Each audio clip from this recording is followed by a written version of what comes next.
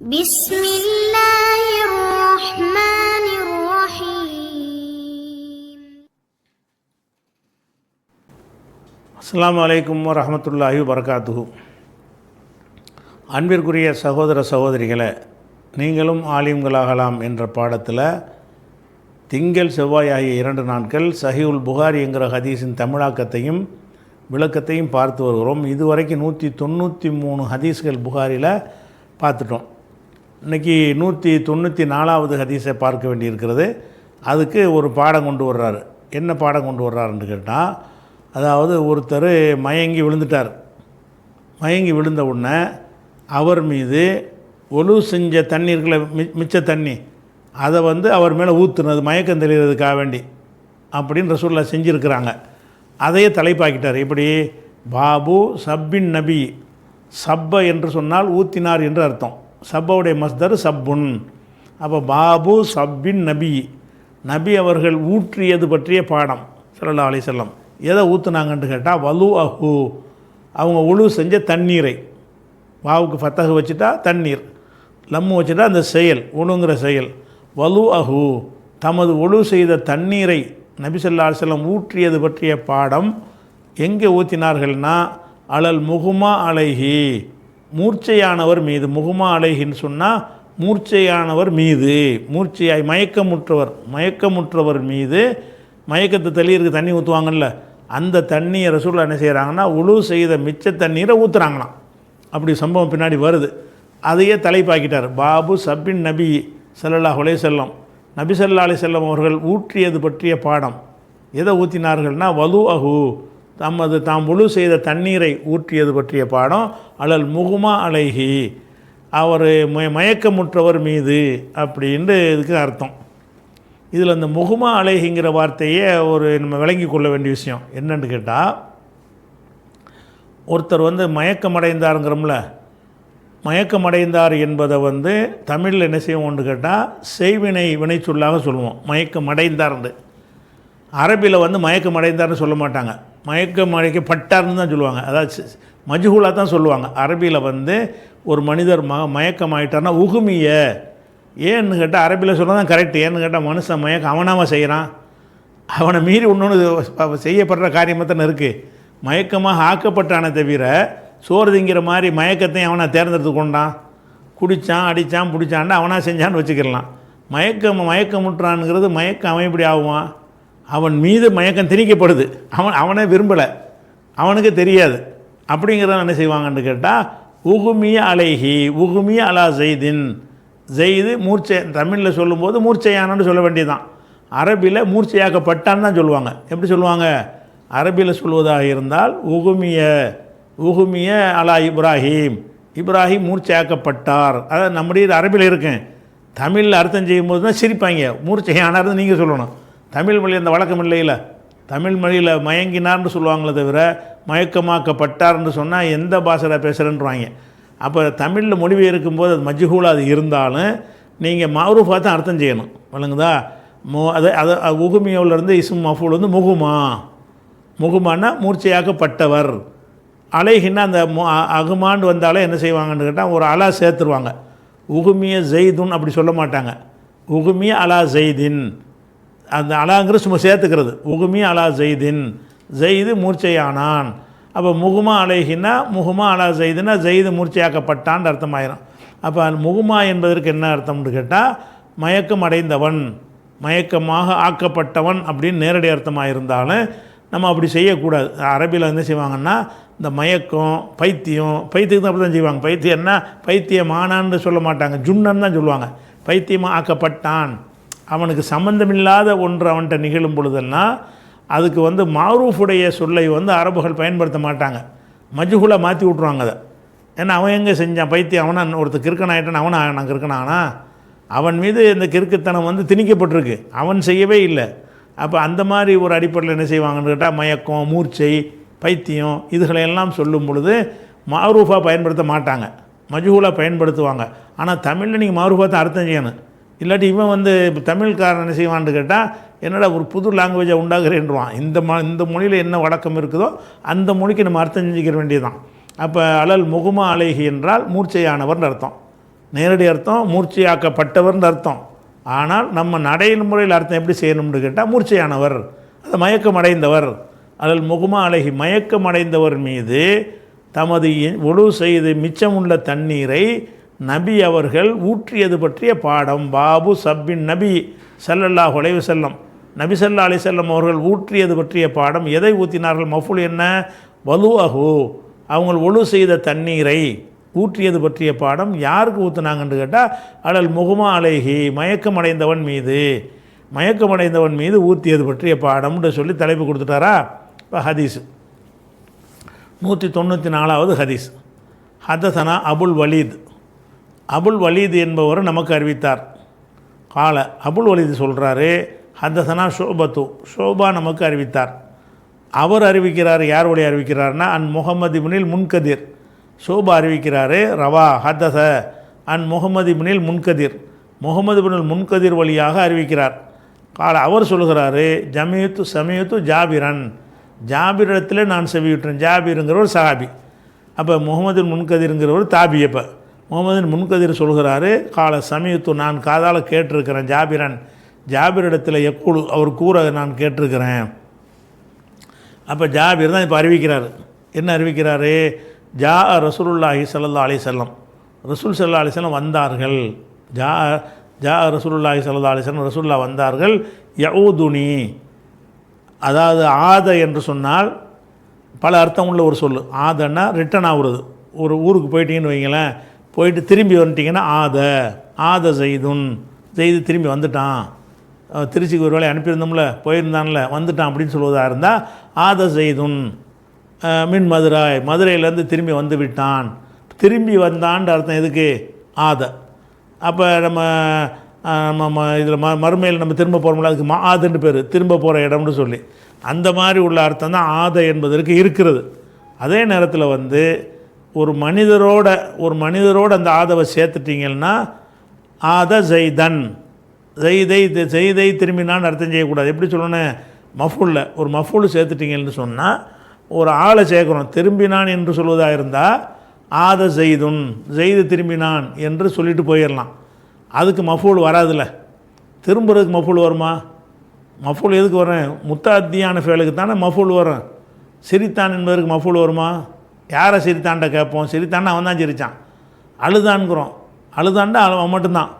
அடித்தான்டா கேட்போம், யார் அடித்தது, யார் அடித்தது. அடித்தான்னு சொன்னீங்கன்னா எவன் அடித்தான், யாரை அடித்தான்ட்டு ரெண்டு கேள்வி அதில் வரும். அப்போ அடித்தது ஆளை சொல்லும்போது ஃபாயில்னு சொல்லுவோம், அடி வாங்கினோன்னு சொல்லும்போது மஃபூல்னு சொல்லுவோம். அந்த மாதிரியான வினை சொற்கள் முத்தாத்தின்னு சொல்லுவாங்க. இது ஏற்கனவே உங்களுக்கு சர்ஃபு பாடத்தில் துவக்கத்தில் இதெல்லாம் தெளிவாக விளக்கியிருக்கிறோம். இன்னொரு வகை லாசிம். லாசிம் என்று சொன்னால் அவன் அளவில் செய்கிறது, சிரிக்கிறதுங்கிறது ஒரு ஆள் தேவையில்லை, நம்மளே சிரிச்சிக்கலாம். ஏன்னா கீழே விழுந்தான்ங்கிறான், விழுந்தாண்டா யாரை விழுந்தான், அவன் தாண்டா விழுந்த மாதிரி யாரை விழுந்தன்னு வருமா? அப்போ அதுக்கு ஆள் தேவைப்படாது, அவனே விழுந்துருவான், அவனே சிரிச்சிருவான், அவனே அழுவான். அப்படி உள்ள விஷயங்கள். இப்போ ஆதங்கிற திரும்பினான் இருக்குல்ல, திரும்பினான் என்ற வார்த்தைக்கு ஃபாயில் மட்டும் தானே வரணும். ஆத ஜெய்துன், ஜெய்து திரும்பினான் வரும். மஃபூலை சேர்த்துட்டான்னு வைங்க, அப்போ இது லாசிம் ஆச்சு, இதுக்கு மஃபூல் வராதுன்னு ஆதோடைய அர்த்தம் மாறிக்கிறோம். அந்த ஆத ஜெய்துன் அம்ரன், ஆத ஜெய்துன் அம்ரன் வருது. ஜெய்து ஆத, அம்ரன் ஒரு மஃபூல் வந்துருச்சு. இப்போ இந்த ஆதவுக்கு நோய் விசாரிக்க போனான்னு அர்த்தமாயிரும். ஆதன்னா என்ன அர்த்தம்? ஆத ஜெய்துன் அம்ரன், அப்படி அம்ரன் பின்னாடி வந்துட்டா ஜெய்து அம்ரை நோய் விசாரிக்க சென்றான். ஆத என்பதற்கு திரும்பினான் என்ற அர்த்தமும் இருக்கிறது, நோய் விசாரிக்க சென்றான் அர்த்தம் இருக்கிறது. எந்த ஆதவுக்கு பின்னாடி மஃபூல் விட்டதோ அந்த ஆதவுக்குன்னு அர்த்தம் என்னது? நோய் விசாரிக்க போனான்னு அர்த்தமாயிரும். ஆதவுக்கு பின்னாடி மஃபூல் வரலன்னு சொன்னால் திரும்பினான்னு அர்த்தமாயிரும். ஆத பக்ருன், ஆத முகமதுன், முகமது திரும்பினார், முகமது திரும்பினார்னா முகமது திரும்பினார். ஆத முகமதுன் பிலாலன் அப்படின்னு போட்டோம்னா மஃபூல் வந்துருச்சே. அப்போ இது நோய் விசாரித்தான்னு அர்த்தம் மாற்றிக்கணும். ஆத முகமதுன், முகமது நோய் விசாரிக்க போனார், பிலாலன் பிலாலை. அப்போ பிலாலன் ஒரு மஃபூல் சேர்ந்துருச்சுன்னு சொன்னால் அதுக்கு என்ன அர்த்தமாயிரும்? ஆத என்பதனுடைய அர்த்தம் நோய் விசாரித்தான்கிற அர்த்தமாக மாறிடும். நீங்கள் விளைவிக்கிறது எந்த இடத்துல அந்த நோய் விசாரிக்கிற அர்த்தம் வரும், எந்த இடத்துல திரும்பினான் என்ற அர்த்தம் வரும்னா குழப்பமில்லாமல் நமக்கு தெளிவு இருக்குது. எந்த ஆத என்பதற்கு ஃபாயிலோடு நிற்கிறதோ அந்த ஆதவுக்கு அர்த்தம் திரும்பினான். எந்த ஆதவுக்கு வந்து ஃபாயிலோட மஃபூலும் சேர்க்கப்படுதோ அந்த ஆதவுக்கு அர்த்தம் வந்து நோய் விசாரித்தான் அர்த்தமாயிரும்.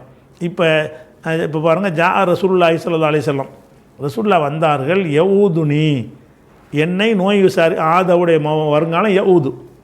ஆத என்றால் நோய் விசாரித்தான், யஊது நோய் விசாரிப்பான்னு அர்த்தம். அப்போ யஊதுங்கிறதுக்கு பிறகு யஊது நீ மஃபூல் வந்துச்சு பாருங்கள், என்னைண்டு சேர்ந்துருச்சுல, யஊது நீ ஃபாயில் வந்து உள்ள ரசூலுல்லாஹ் லமீர் இருக்குது. அப்போ யஊது நீ, என்னை நோய் விசாரிக்க ரசூலுல்லாஹ் வந்தார்கள். அப்போ யஊதுங்கிறதுக்கு என்ன திரும்பினார்கள்னு அர்த்தம் பொருந்தாது. அதனால் வந்து யஊது என்பதற்கு என்ன அர்த்தம்னு சொன்னால் நோயை விசாரிக்க செல்லுதல் அப்படின்னு அர்த்தம். அப்போ இவருக்கு உடம்பு சரியில்லை, யாருக்கு ஜாபிருக்கு உடம்பு சரியில்லாமல் இருக்காருன்னு அவரை பார்க்கறதுக்கு வர்றாங்க. அதான் விஷயம் என்னென்னு கேட்டால், இவர் உடம்பு சரியில்லாமல் உடம்பு சரியில்லாட்டி தானே நோய் விசாரிக்க வருவாங்க. நோய் விசாரிக்க வந்தாலே ஒரு நோய் இருக்குன்னு தானே அர்த்தமாகுது. அப்போ ஜாபிர் என்பவருக்கு கொஞ்சம் உடம்பு சரியில்லாமல் இருக்கிறாரு. கேள்விப்பட்ட ரசூல் என்ன செய்கிறாங்கன்னா, அவர் போய் விசாரிச்சுட்டு வருவோம், ரொம்ப நல்ல பிள்ளையாச்சேன்னு சொல்லி ஜாபிர் மட்டும் ரசூலுக்கு ரொம்ப பிரியம். அதனால் என்ன செய்கிறாங்க, விசாரிக்க போகிறாங்க. அப்போ ரசூலுல்லாஹி ஸல்லல்லாஹு அலைஹி வஸல்லம், ரசூல் ஸல்லல்லாஹு அலைஹி வஸல்லம் அவர்கள் வந்தார்கள், இவருடைய வீட்டுக்கு போயிருக்கிறாங்க. வந்தார்கள், யஊதுனி, என்னை நோய் விசாரிப்பதற்கு வந்தார்கள். எப்போ வந்தார்கள்னா, வான மரியலுன், நான் நோயாளியாக இருக்கும் நிலையில், என்னை நோய் விசாரிக்க வந்தார்கள்.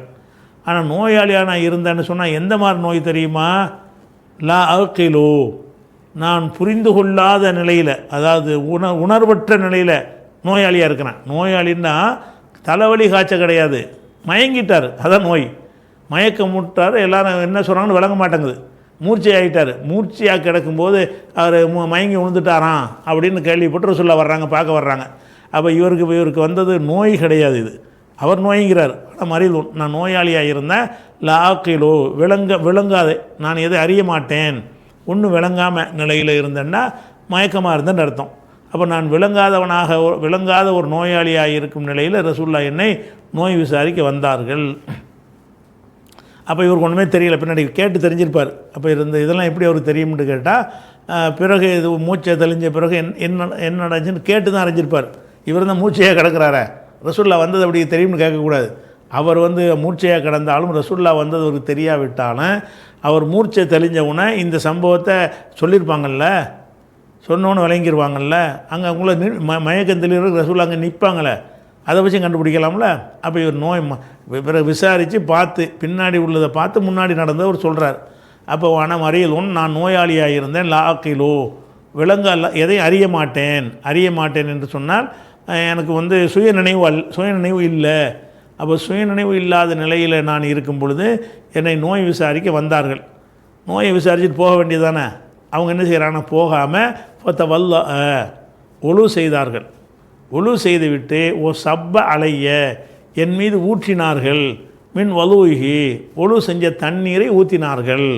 ஒழு செஞ்சு முடிச்சுட்டு, ஒழு செஞ்ச துவாவாக செஞ்சுவிட்டு நினைஞ்சிருப்பாங்க, இந்த தண்ணி அவர் மேலே மயக்கமுற்ற தண்ணியை தெளிப்போம்ல, அதுக்கு என்ன செய்கிறாங்கன்னா, ஒழு செஞ்ச பிறகு அந்த தண்ணிக்கு ரசூலுல்லாஹ் ஒழு செஞ்சதுக்கு ஒரு பரக்கத்து இருக்குல்ல, இந்த ஒழு செஞ்ச தண்ணியை ஊற்றுறலாம் பறக்கிறது, துப்புறது அந்த மாதிரி வந்தால் தான் நம்ம ஏற்றுக்கக்கூடாது. அப்படி இல்லாட்டி அதெல்லாம் ரசூலுல்லாஹ்வுக்கு தனி அந்தஸ்து இருக்கிறது. சப்ப அலைய, என் மீது ஊற்றினார்கள், மின் வலுஹி, அவர்கள் ஒழு செய்த தண்ணீரை ஊற்றினார்கள். ஊட்டினோன்னே ஃபாக்கல் தூ, நான் தெளிந்து விட்டேன், அது மயக்கம் தெளிஞ்சிட்டேன்டார். லாக்கில்னு சொன்னார்ல, இப்போ ஃபாக்கல் தூ, நான் தெளிவடைந்து விட்டேன், அதாவது மயக்கத்திலிருந்து தெளிந்து விட்டேன். தண்ணி தெளித்தவொன்னே எந்திரிச்சிருவாங்கல்ல, மயக்கம் அடைஞ்சாங்கன்னா தண்ணியை தெளித்து அடைஞ்சிருவாங்க, சுதாரிச்சுட்டு உதறி விட்டு எந்திரிச்சிருவாங்க சில மயக்கங்களுக்கு. அக்கல் தூ, நான் மூர்ச்சை தெளிஞ்சவொன்னே ஃபொக்குள் தூ, நான் கேட்டேன், யாரை சொல்லலாம், அல்லாஹ்வுடைய தூதரை, லிமனில் மீராசு, வாரிசு உரிமை யாருக்கு அப்படின்னு கேட்குறாரு. அவர் என்ன விளங்கிட்டாருன்னா, நம்ம செத்துருவோன்னு விளங்கிட்டார். அவர் மூர்ச்சை தெளிஞ்சவொன்னே நம்ம கதை முடிஞ்சு போச்சு, நமக்கு வாரிசு யார், அப்போ வாரிசுக்கு இல்லாமல் ஆளாக இருக்குது. என்னது இவருக்கு புள்ளக்குட்டி இல்லை, ஜாபிருக்கு என்ன இல்லைன்னா புள்ளக்குட்டி கிடையாது. புள்ளக்குட்டி இல்லாமல் அண்ணன் அக்கா தங்கச்சி தான் இருக்கிறாங்க. இவங்களுக்கு பேர் கலாலான்னு சொல்லுவாங்க. புள்ளக்குட்டி இல்லாத ஒரு ஆளாக இருந்து அவருக்கு ஒரு சகோதரி இந்த மாதிரி உறவுகள் இருப்பார்களே, ஆனால் அந்த மாதிரியான ஆட்களுக்கு கலாலான்னு பேர். அப்போ இவர் என்ன கேட்குறாருன்னா, அல்லாஹ்வுடைய தூதரை, நான் எனக்கு மயக்கமாயிடுச்சு, நான் இப்போ இறந்துட்டேன்னா என்னுடைய சொத்து யாருக்கு போகும், ஏன்னுட்டா எனக்கு பிள்ளைகள்லாம் இல்லை, எனக்கு வந்து கலாலாக தான் இருக்கிறாங்க. கலாலான்னு சொன்னால் அதாவது அக்கா தம்பிங்கிற மாதிரி உறவு, உடன்பிறப்புகள் தான் இருக்கிறார்களே தவிர ஆம்பளை பிள்ளையும் இல்லை, பொம்பளை பிள்ளையும் இல்லை, வாப்பாவும் இல்லை. வாப்பாவும் இருக்கக்கூடாது. வாப்பா இருந்தால் வாப்பா வாரிசு ஆயிடுவார். அப்போ வாப்பா அதாவது வாரிசே யாரும் இல்லை. அதாவது இத்தனை பங்குன்னு வாங்குவாங்கல்ல, அதாவது மனைவி இல்லை, அம்மா இல்லை, பாப்பா இல்லை, ஆம்பளை பிள்ளை பொம்பளை பிள்ளை இல்லை, ஆனால் உடன் பிறந்தவங்க மட்டும் இருக்கிறாங்க. இப்படியான ஆட்களுக்கு பேர் அரபியில் வந்து கலாலான்னு சொல்லுவாங்க.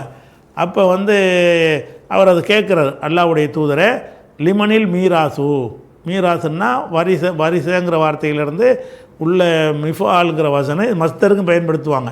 அந்த வாரிசு உரிமை யாருக்கு அப்படின்னு என்ன அர்த்தம்? என்னுடைய சொத்துக்களுடைய வாரிசு யாருக்குன்னு கேட்குறாங்க.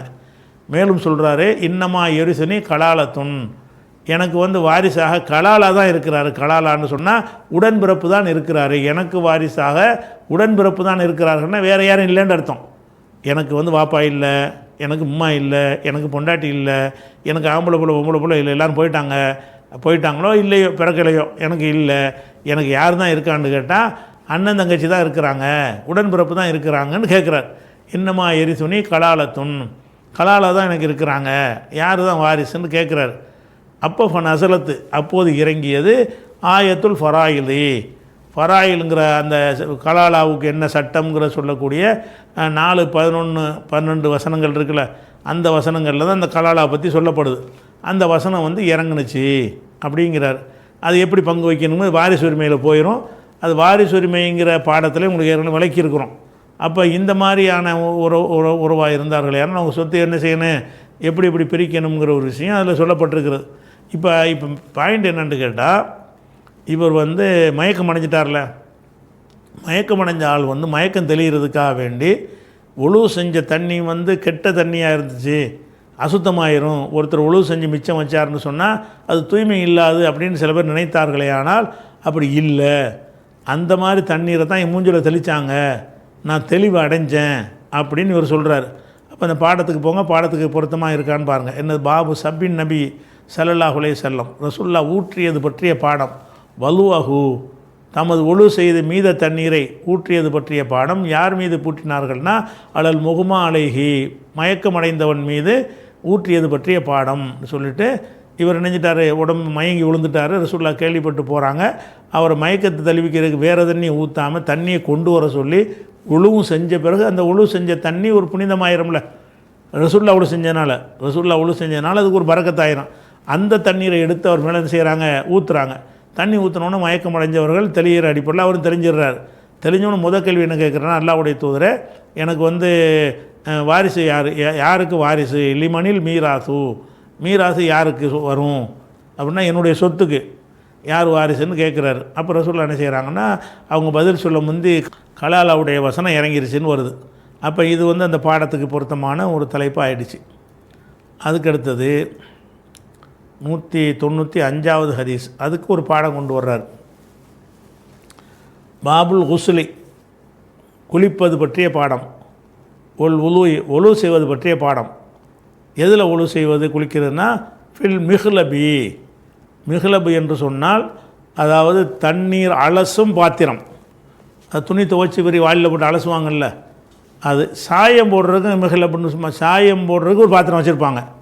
ஏன்னா வெள்ளை துணியாக தான் வரும், வேணுங்கிற கலர் சாயத்தை ஊற்றி அதில் ஒன்றே துணியை முக்கி எடுப்பாங்க. அப்போ கொஞ்சம் பெருசாக இருக்குது, அந்த பாத்திரம் கொஞ்சம் பெருசாக இருந்தால் தான் துணியுடைய எல்லா பகுதியிலையும் படும். அப்போ அந்த மாதிரியான ஒரு பாத்திரம் ரசூலுல்லாஹ்வுடைய காலத்தில் இருந்திருக்கிறது. அதில் ஒழு செஞ்சுருக்கிறாங்க. பாபுல் குஸ்லி, குளிப்பது பற்றிய பாடம். ஒழு செய்வது பற்றிய பாடம். ஃபில் மிஹ்லபு என்றால் அதை துணிகளை அலசுகின்ற பாத்திரம் அல்லது துணிகளுக்கு சாயம் ஏற்றுகிற பாத்திரம். ஹலபண்ட சாயம் தானே. ஃபில் மிஹ்லபு என்றால் சாயம் ஏற்றுகிற பாத்திரம் அல்லது துணிகளை அலசுகிற பாத்திரம். அது துணி அலசுறதுக்குன்னு ஒரு பாத்திரம் வச்சுருப்பாங்க. இப்போ தான் வாஷிங் மிஷின் என்ன வச்சுருக்குறோம், சோப் போட்டுக்கிட்டு மொத்தமாக அலசி எடுக்கிறதுக்கு என்ன செய்வாங்க, கடைசியாக அலசுவோம்ல, அதுக்கு ஒரு பாத்திரத்தை வச்சுருப்பாங்க. அதில் ஒழு செய்யலாம். அது துணியில் அலசுறதுக்கு பயன்படுத்தின பாத்திரமாச்சே, அந்த பாத்திரத்தில் இருந்தால் ஒழு செய்யக்கூடாதுன்னா நினைக்க தேவையில்லை. அந்த பாத்திரத்துலையும் என்ன செய்யலாம், ஒழு செஞ்சிடலாம். கதகுண்டாலும் வாய் அகன்ற பாத்திரத்துலையும் ஒழு செய்யலாம், குளிக்கலாம். அதுக்கப்புறம் ஹஷபி ஹிஜாரத்தி, இதில் வந்து கிராமர் படி அவர் வாசத்தை சரியாக போடலை. ஹஷப்னா மரம், ஹிஜாரத்துனா கல். மரத்துலேயும் கல்லுலையும் அவ்வளோ செய்ய முடியும். மரம்னா மரத்தால் ஆன பாத்திரம்னு வச்சுக்கிறேன்னு. ஹிஜாரத்துன்னு சொன்னால் கல்லால் ஆன பாத்திரம். கல்லை குடைஞ்சி ஆட்டுக்கல்லாம் குடையிறாங்கல்ல, அந்த மாதிரி கல்லுலேருந்து குடைஞ்சி ஒரு பாத்திரம் மாதிரி வச்சுருப்பாங்க, கல் தொட்டி. அப்போ ஒரு ஹஷபின்னா என்னது, அந்த ஹஷப்னா மரம்னு அர்த்தம், ஹிஜாரத்துனா கல்லுன்னு அர்த்தம். கல்லுலையும் மரத்துலையும் குளிப்பதுன்ற அர்த்தம் ஆகுது நேரடியாக பார்த்தீங்கன்னா. எதில் குளிக்கிறது? பாபுல் குஸ்லி ஒல் குளிப்பது ஒழு செய்வது பற்றிய பாடம். ஃபில் ஹஷபி மரத்துலையும், ஒல் ஹிஜாரத்தி கல்லுலையும் நேரடி அர்த்தம் வருது. நேரடி அர்த்தம் அப்படி வந்தாலும் இதை சொல்லுவதற்கு அந்த வார்த்தையை போட்டிருக்கிறார். ஹிஜாரத்துன்னு அதுக்கு போட்டார்னு சொன்னால் இனாயில் ஹிஜாரத்தி கல்லால் ஆன பாத்திரம், இனாயில் ஹஷபி, ஹஷப்னா மரம், மரம் பெரிய அகலமான மரம் இருக்குல்ல, அதை அப்படி குடைஞ்சி பாத்திரம் மாதிரி ஆக்கிடுவாங்க. மரத்தில் தண்ணி ஊற்றி வைக்கிற மாதிரி மரத்தில் உள்பாகத்தை குடைஞ்சி எடுத்துட்டாங்கன்னு சொன்னால் அது ஒரு பாத்திரம் மாதிரி அமைப்பில் வந்துடும். அந்த மாதிரி உள்ள பாத்திரத்தில் வச்சுருக்குறாங்களா, அது மரத்தில் தண்ணி ஊற்றி வச்சா என்ன, கல்லை ஊற்றி வச்சா என்ன, எல்லாத்துலேயும் முழு செய்யலாங்கிறாங்க. பாத்திரம் என்னங்கிறது முக்கியம் கிடையாது. அப்போ ஒரு ஹஷபி உல் ஹிஜாரத்துங்கிறது வந்து கிராமர் படி அவர் சரியாக போடல. மரத்துலையும் கல்லுலையும் உழு செய்யுதுன்னா அதை கல் உழு செய்கிற ஜாமான். அது கல் பாத்திரம்னு சொன்னால் தான் உழு செய்கிறதுக்கு வரும். மர பாத்திரம்னு சொன்னால் தான் அது வரும். அந்த பாத்திரம்ங்கிறத வந்து விட்டுட்டார் அவர். நம்ம வச்சுக்க அவர் விட்டுட்டால் நமக்கு விளங்குதில்ல, இதுக்கு தான் அவர் போட்டிருக்காருண்டு, நம்மளே விளங்கிக்கிற வேண்டியதான். அப்போ 195 ஹதீஸில் வருகிறது, ஹத்தஸனா அப்துல்லா இப்னு முனீர். அப்துல்லா இப்னு முனீர் என்பவர் நமக்கு அறிவித்தார். அவர் செவி மடித்தார். அப்துல்லா இப்னு பக்ரின், அப்துல்லா இப்னு பக்ர் என்பவரிடத்தில் அவர் செவி மடுத்தார். அவர் சொல்லுகிறாரு, ஹதஸனா ஹுமைதுன், ஹுமைது என்பவர் நமக்கு சொன்னார். யார் வழியாக சொன்னார்னு சொன்னால் அனசின், அனசு சஹாபி, அனசு வழியாக அவர் அறிவிக்கிறார். அனசு சொல்கிறார், ஹல்லரத்தி சலாத்து, ஹல்லரத்து வக்து சலாத்தின்னு அர்த்தம், தொழுகை வந்தது, தொழுகையாக வரும், தொழுகை நேரம் வந்ததுன்னு அர்த்தம். ஹல்லரத்தி சலாத்து, தொழுகை நேரம் எல்லோரும் உட்காந்து பேசிகிட்டு இருப்பாங்க. பேசிகிட்டு இருக்கும் பொழுது வக்து வந்துடும், தொழுகையுடைய நேரம் வந்துடும். நேரம் வந்து என்ன செய்வாங்க, ஒழு செய்கிறதுக்கு உள்ளவங்க ஒழு செய்ய தயாராகுவாங்க. ஒழுவோடு இருப்போர் அப்படி உட்காந்துருப்பாரா இல்லையா, அதை சொல்கிறார். ஹல்லரத்தி சலாத்து, தொழுகை நேரம் வந்தது, தொழுகை வந்ததுன்னு அவர் சொன்னாலும் தொழுகையாக வரும். தொழுகைங்கிறது வர்ற ஒரு பொருள் கிடையாது, நேரம்தான் வரும்னு ஒத்துக்கலாம். ஹல்லரத்தி சலாத்துன்னா ஹல்லரத்து வக்து சலாத்தி, தொழுகையின் நேரம் வந்தது. ஃபகாம மண்கான கரீபத்தாரி, வந்து வீட்டுக்கு அருகில் உள்ளவர் எழுந்தார். இல்லை அகலி, அவருடைய குடும்பத்தாரை நோக்கி எழுந்து சென்றார். அதை பக்கத்து வீட்டுக்காரெல்லாம் ஒழு செய்ய போயிட்டாங்க. அதாவது இந்த ஒழு செய்கிற ஏற்பாடு பள்ளியில் இருந்தால் கூட வீடு அருகில் உள்ளவங்க அதை பயன்படுத்த மாட்டாங்க. நம்ம வீட்டில் ஒழு செஞ்சுட்டு வந்துடுவோம். இது தூரந்துறையிலேருந்து வர்றவங்களுக்காக தான் இந்த அரேஞ்ச்மெண்ட் பண்ணியிருக்கிறாங்க. நம்ம வந்து வீட்டில் போய் ஒழு செய்வோம்னு கிளம்பிட்டு வாங்கலாம். ஹலரத்தி சலாத்து, தொழுகை நேரம் வந்து விட்டது. ஃபகாம, எழுந்தார்கள். மண்கான கரீபத்தாரி, தார்னா வீடு, கரீபு தார்னா வீடு அருகில் உள்ளவர்னு அர்த்தம். வீடு அருகில் உள்ளவர்கள் எழுந்தார்கள். இல்லை அகலிஹி, எழுந்தார்கள்னு சொல்லி இலா வந்துருச்சுன்னு சொன்னால் ஏற்கனவே சொல்லிட்டோம், காமண்டா நின்றார்னு அர்த்தம். காமவுக்கு பிறகு இலா போட்டுட்டா போனார்னு அர்த்தம் ஆயிரும். அப்போ காம இல்லை அகலிஹி, அவர் வீட்டாரிடம் சென்றார். அவர் காமண்டா எழுந்தார், அதாவது சென்றார். சென்றார்னு அர்த்தம் செய்கிறோம்னு கேட்டால் காமவுக்கு பின்னாடி இலா வந்துட்டாலேயே என்னவாயிரும், காம இலல் மஸ்ஜிதுனா பள்ளிவாசலை நோக்கி சென்றான் அப்படி வந்துடும். அப்போ காம இல சூக்கு, கடைத்தருவை நோக்கி சென்றான்.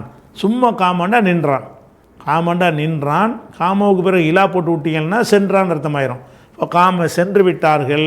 மண்கான கரீபத்தாரி, வீட்டுக்கு நெருக்கமாக உள்ளவர்கள், பக்கத்து வீட்டில் அந்த பள்ளிவாசலுக்கு அருகில் வீட்டில் உள்ளவங்க போய்விட்டார்கள். இல்லை அகலிஹி, அவங்களுடைய குடும்பத்தார்கிட்ட போய்விட்டார்கள். எதுக்காக வேண்டி, ஒழு செய்கிறதுக்காக வேண்டி. ஓ பக்கிய கவுமுன், ஒரு கூட்டம் மிச்சமாக இருந்தார்கள். அவங்களாம் யாராக இருப்பாங்கன்னு கேட்டால் தூரத்துலேருந்து பள்ளிவாசலுக்கு வந்தவங்களாக இருப்பாங்க. இப்போ பக்கிய கவுமுன், ஒரு கூட்டம் மிஞ்சி விட்டார்கள். பக்கியன்னா பாக்கிங்கிறோம்ல, பக்கியன்னா மீதமாகி விட்டார், மிஞ்சி விட்டார்கள். அப்போ ஊத்திய ரசூலுல்லாஹி ஸல்லல்லாஹு அலைஹி வஸல்லம், ரசூலுல்லாஹ்விடத்தில் கொண்டு வரப்பட்டது பி மிஹ்லபின், மிஹ்லபு என்றால் துணி அலசும் பாத்திரம் கொண்டு வரப்பட்டது. மின் ஹிஜாரத்தின், கல்லாலான, கல்லை குடைஞ்சி செஞ்சுருக்கிறாங்க. அந்த துணி துவைக்கிற பாத்திரம் என்பது வந்து இந்த காலத்தில் மாதிரி சில்வரில் அல்லது இரும்பில் பித்தளையிலே செய்வாங்க, பிளாஸ்டிக்கில் செய்வாங்க. அந்த பெரிய பாத்திரம்னு சொன்னாலேயே ஒரு பெரிய பாறாங்களை எடுத்துகிட்டு வந்து இப்படி குடைஞ்சி ஒரு பாத்திரம் மெத்தடு உண்டாக்கிடுவாங்க. நம்ம வந்து ஆட்டுக்கல்லாம் வச்சுருப்போம்ல மாவு ஆட்டுறதுக்கு, அதை குடையிற மாதிரி அப்போ உத்திய ரசூலுல்லாஹி ஸல்லல்லாஹு அலைஹி வஸல்லம் ரசூலுல்லாஹ்விடத்தில் கொண்டு வரப்பட்டது பிமிஹ்லபின், துணியெல்லாம் அலசக்கூடிய ஒரு பாத்திரத்தை கொண்டு வந்தார்கள். அந்த பாத்திரம் எதனால் ஆனது என்று சொன்னால் மின் ஹிஜாரத்தின், கல், பாறை, ஒரு பாறையை குடைஞ்சி செய்யப்பட்ட ஒரு பாத்திரம். அப்போ கல்லால் ஆன ஒரு பாத்திரத்தை கொண்டு வரப்பட்டது. ஃபீஹி மாவுன், அதில் தண்ணீரும் இருந்தது. அப்போ தண்ணீர் உள்ள ஒரு பெரிய பாத்திரத்தை கொண்டு வர்றாங்க. கொண்டு வந்தவுடனே ஃபஸகுரல் மிஹ்லபு எபுசுத்த ஃபீஹி கஃபஹு, அந்த கல்லால் ஆன பாத்திரம் என்பது இது அதனுடைய வாய் சின்னதாக இருக்குது. கல்லால் ஆன பாத்திரமாக இருந்தாலும் இப்படி ரெண்டு கையையும் விட்டு அள்ள முடியாத அளவுக்கு அது சின்னதாக இருக்குது, கை விரித்து அள்ள முடியலை அப்படின்னு சொல்கிறார். இப்போ சகுர, சின்னதாக இருந்தது, சகீருங்கிறோம்ல, சின்னதாக சகீரல் மிஹ்லபு, அந்த கல் பாத்திரம் சிறிதாக இருந்தது. எபுசுத்த ஃபீஹி கஃபஹு, அதில் அவங்களுடைய கையை விரித்து அல்ற முடியலை. இப்படி சும்மா விடலாமே தவிர இப்படி கையை விரித்து அல்றதா இருந்தால் இவ்வளோ அகலமாக இருக்கணும்ல, இவ்வளோ அகலமாக அந்த பாத்திரத்துடைய வாய்ப்பகுதி இல்லை. அப்போ எபுசுத்த ஃபீஹி கஃபஹு, அவங்களுடைய கையை அதில் விரிப்பதற்கு ரொம்ப சின்னதாக இருந்தது, அள்ள முடியலை. அப்போ ஃபதவல்லால் கௌமு குல்லுஹும், அந்த சின்ன பாத்திரத்தில் அந்த கூட்டம் பூரா அவங்களும் செஞ்சுட்டாங்க. பாத்திரமே ரொம்ப சின்னது, கையை விடுறது கூட முடியாத அளவுக்கு சின்ன பாத்திரம். அப்படிப்பட்ட ஒரு பாத்திரத்தில் அனைவரும் மிச்சம் உள்ள 50 பேர் ஒன்று செஞ்சுட்டாங்க. அதை போகிறவங்க போயிட்டாங்க, இருந்தாங்கல்ல, இருந்த 50 பேரும் ஒழு செய்கிறாங்க. ஃபதவல்லால் கௌமு குல்லுஹும், அந்த கூட்டத்தினர், எஞ்சிய கூட்டத்தினர் அனைவரும் ஒழு செஞ்சார்கள். அப்படின்ற உடனே ஒருத்தர் கேட்குறாரு அந்த அறிவிப்பாளர்கிட்ட. அறிவிப்பாளர் யார்? அனசிட்ட கேட்குறாரு, நீங்கள் நான் கூட்டமெல்லாம் ஒழு செஞ்சாங்கன்னு சொன்னீங்களே, பாத்திரம் சின்னதாக இருக்குன்னு சொல்கிறீங்களே, எத்தனை பேர் இருந்திருப்பாங்க? பாத்திரம் சின்னதுன்னு வர சொல்கிறீங்க, கையை விட முடியாத அளவுக்கு சின்னதாக இருக்குங்கிறீங்க, அதில் போய் 50 பேர் ஒழு செஞ்சாங்க, 50 பேர் கூட 80 பேர் அதை சொல்லுங்கள் அப்படின்னு நாங்கள் கேட்டோம். கம் குன்தும், நீங்கள் எவ்வளோ பேர் இருந்தீர்கள்? கம் குன்தும்னா எத்தனை பேர் நீங்கள் இருந்தீர்கள்? அந்த அருகில் உள்ளவர்கள்லாம் போயிட்டாங்கல்ல, வீட்டுக்கு அருகே உள்ளவங்களாம் ஒழு செய்ய போயிட்டாங்க. தூரத்துன்னு வந்தவங்கன்னு கொஞ்சம் பேர் இருந்தாங்க. அவங்க எத்தனை பேர் இருந்திருப்பாங்க? கம் குன்தும், நீங்கள் எவ்வளோ பேர் இருந்தீர்கள் அப்படின்னோன்னா காலை அனசு சொன்னார், சமானீன, ஒரு 80, ஒரு ஜியாதத்துன், அது ஜியாதத்தன், மேலும் அது கொஞ்சம் கூட, 80க்கு மேலே உள்ளது தெரியல, 85 இருக்கலாம், 83 இருக்கலாம், 80 மேலும் கொஞ்சம் அதிகம், 80 ப்ளஸ்ன்னு சொல்கிறோம்ல, அது மாதிரி 80 ப்ளஸ்ஸுங்கிறது ஜியாதான்னு போடுவாங்க. சமானூன்னு ஒரு ஜியாதான்னா 80 ப்ளஸ்ன்னு அர்த்தம். 80 ப்ளஸ்ஸும் சேர்த்துக்கிற வேண்டியதான். 81 இருக்கலாம், 82 இருக்கலாம், 89 வரைக்கும் கூட இருக்கலாம். அப்போ 80 ப்ளஸ்ஸு எவ்வளோ பேர் இருந்தாங்கன்னா 80 ப்ளஸ் நாங்கள் இருந்திருப்போம் அப்படின்னு சொல்கிறார். அப்போ சின்ன ஒரு பாத்திரத்தில் ரசூல்லா கொண்டு வந்தாங்க. அந்த இதில் கையை கூட விரிக்க முடியலை, இருந்தாலும் அவங்க கையை வச்சவுடனே அந்த தண்ணீரில் ஒரு பறக்கத்து ஏற்பட்டு அந்த தண்ணீரில் ஒரு 80 பேர் அளவுக்கு ஒழு செஞ்சு விட்டாங்க, 80க்கு பேருக்கு மேலே ஒழு செஞ்சுட்டாங்க அப்படின்னு இதில் வருகிறது. என்ன தலை போட்டார்னு சொன்னால், அதை மிக கல் பாத்திரத்தை ஒழு செய்கிறேன்னு சொன்னார்ல, அதுக்கு உரிய ஒரு பாடம் தான் இது. இது ஒரு மூஜிசா, ரசூல்லாவுடைய ஒரு அற்புதமாக சில நேரங்களில் இந்த மாதிரி சில விஷயங்களை ரசூல்லா மூலமாக நிகழ்த்தி காட்டுவான். அப்போ கொஞ்சோண்டு தண்ணீரில் அனைவரும் ஒழு செய்தல் என்பது இயற்கை சாதாரணமாக நடக்கிற ஒரு விஷயம் இல்லை. ஒரு சில நேரங்களில் இந்த மாதிரி நெருக்கடியான நேரங்களில் அவங்க இறை தூதருங்கிற நம்பிக்கையை வலுப்படுத்துவதற்காக வேண்டி அல்லாஹ் என்ன செய்வான், 1-2 சந்தர்ப்பங்களில் சில இதை செஞ்சு காட்டுவான். அப்போ கொஞ்சோண்டு தண்ணீர் தான் இருந்தது, பாத்திரத்தோட கையே விட முடியலை. அந்த தண்ணீரில் 80 பேர் ஒழு செஞ்சுட்டாங்கன்னா வந்துக்கிட்டே இருக்குன்னு அர்த்தம். அப்போ 80 பேர் ஒழு செஞ்சாங்க அப்படிங்கிறது ஒரு மூஜிசாவுடைய வகையில் இது வரும். இதெல்லாம் நம்ம நம்பணும். இதெல்லாம் அது எப்படி செய்ய முடியும்னு கேட்கக்கூடாது. அல்லாஹ் நினச்சான்னா நபி இறை தூதர்களுக்கு என்ன செய்வான், சில அற்புதங்களை அல்லாஹ் கொடுப்பான். அடுத்தது இதே விஷயந்தான் வேறு ஒரு செய்தி 196 என்ன வருதுன்னு கேட்டால், ஹத்தசனா முகமது இப்னுல் அலா, முகமது இப்னுல் அலா என்பவர் நமக்கு அறிவித்தார். கால், அவர் சொன்னார், ஹத்தசனா அபு உசாமா என்பவர் நமக்கு அறிவித்தார். அவர் சொல்கிறார், புரைதின், புரைது வழியாக அவர் அறிவித்தார். அவர் யார் அறிவித்தார்னா நபி புர்தா, அபு புர்தா வழியாக அவர் அறிவிக்கிறார். அவர் யார் வழி அறிவிக்கிறார்னா நபி மூசா. அபு மூசாங்கிறவர் அபு புர்தாவுடைய வாப்பா, நபிகின்னு போடாமல் பேரை சொல்லிடுறாரு. அபு புர்தா வழி அறிவிக்கிறாரு. நபி மூசா, அபு மூசா சஹாபி, அபு மூசல் அஷரிங்கிறோம்ல, அவர் அபு மூசா வழியாக அவர் அறிவிக்கிறார். என்ன அறிவிக்கிறார்னு கேட்டால், அண்ணன் நபி ஸல்லல்லாஹு அலைஹி வஸல்லம், ரசூல் ஸல்லல்லாஹு அலைஹி வஸல்லம் அவர்கள் தாபி கதஹின், ஒரு பாத்திரத்தை கொண்டு வர சொன்னார்கள். ஃபீஹி மாவுன், அதில் தண்ணீர் இருந்தது. தண்ணீர் இருந்த ஒரு பாத்திரத்தை கொண்டு வர சொல்கிறாங்க. தண்ணியோடு இருந்துட்டு அந்த அண்டாவை தூக்கிட்டு வாப்பான்னு சொல்கிறோம்ல, அந்த மாதிரி ஏதோ அண்டாவிலே வாளியில் தண்ணி வச்சு வந்திருப்பாங்க. அதை எடுத்துகிட்டு வர சொல்கிறாங்க. தாபி கதஹின், அந்த பாத்திரத்தை கொண்டு வர சொன்னார்கள். ஃபீஹி மாவுன், அதில் தண்ணீர் இருந்தது. இருந்த உடனே ஃபகசல எதைஹி, அந்த தண்ணீரில் தன்னுடைய கைகளை கழுவினார்கள். ஓ வஜிஹு, முகத்தையும் கழுவினார்கள். ஃபீஹி, அந்த தண்ணீரில் என்ன செஞ்சாங்க, கையையும் கழுவினாங்க, முகத்தையும் கழுவினாங்க. கழுவிட்டு ஓ மஜ்ஜ ஃபீஹி, மீதி உள்ள தண்ணீரில் உமிழ்ந்தார்கள். உமிழ்ந்தார்கள் மட்டும் இதில் வருது. இதே செய்தி முன்னாடி கடந்துட்டீங்க. உமிழ்ந்தார்கள், உமிழ்ந்ததை உங்கள் மேலே ஊற்றிக்கிறங்கன்ட்டாங்க. குடிங்கன்னு சொன்னாங்கன்னு வருதுல்ல, அதுக்கு இது பிந்தி வரும். இதில் பாதி இதே செய்தி முழுமையாக முன்னாடி வந்துருச்சு. அப்போ இந்த இருக்கிற தண்ணியை ஒழு செய்ய சொல்லிவிட்டு, ஒழு செஞ்சு விட்டு முகத்தையும் கையையும் கழுவிட்டு அதில் நல்லா துப்பி, மஜ்ஜன்னா துப்புறது, தண்ணீரில் காரி உமிழ்ந்து விட்டு என்ன செய்கிறது, நீங்கள் இதை குடிங்க, உங்கள் உடம்பெல்லாம் தேய்ச்சிக்கிறங்கன்ற சொன்னாங்கன்னு வருதில்ல, அந்த ஹதீஸுடைய ஒரு சின்ன துண்டு. இதே செய்தி முன்னாடி வந்துருச்சு. இதே அபு மூசா தான் அறிவிக்கிறார். நம்ம ஏற்கனவே சொல்லிட்டு அந்த துப்புறது இந்த மாதிரி விஷயங்கள் வந்துச்சுன்னு சொன்னால் அது ரசூலுல்லாவுடைய அந்த அவங்களுடைய கேரக்டரை பாதிக்கிற ஒரு விஷயம். அப்படி செய்ய மாட்டாங்க.